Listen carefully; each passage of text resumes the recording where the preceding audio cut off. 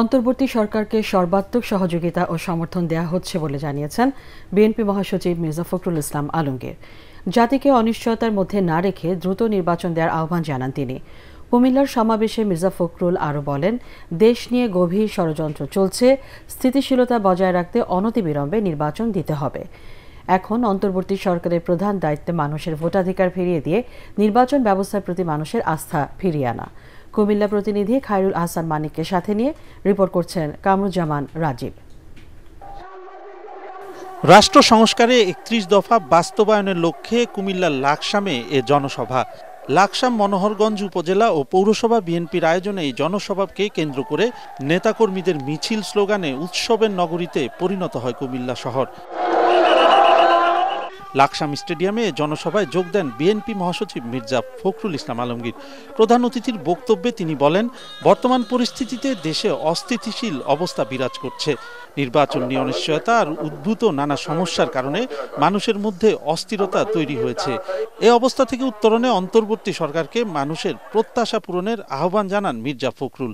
তিনি বলেন, জাতিকে অস্থিরতার মধ্যে না রেখে দ্রুত নির্বাচনের তারিখ ঘোষণা করতে হবে।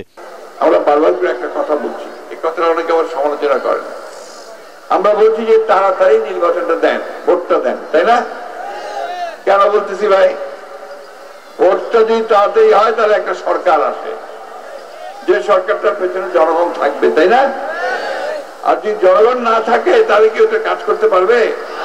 তাহলে আজকের সরকার যত বড়ই হোক, যত বড় বড় লোকজন দিয়ে সেটা চলুক, পেছনে জনগণ থাকতে হবে।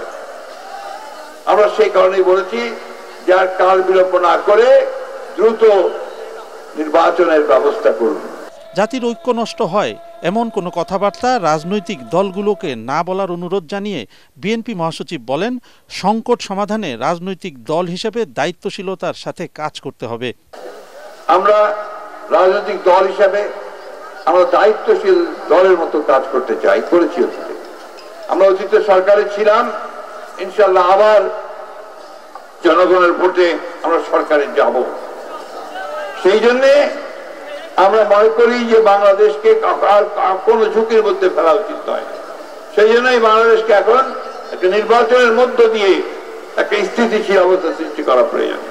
এ সময় তিনি অভিযোগ করেন, ডামি আর রাতের ভোটে নির্বাচন করে দেশের নির্বাচন ব্যবস্থাকে স্বৈরাচার আওয়ামী লীগ ধ্বংস করে দিয়েছে।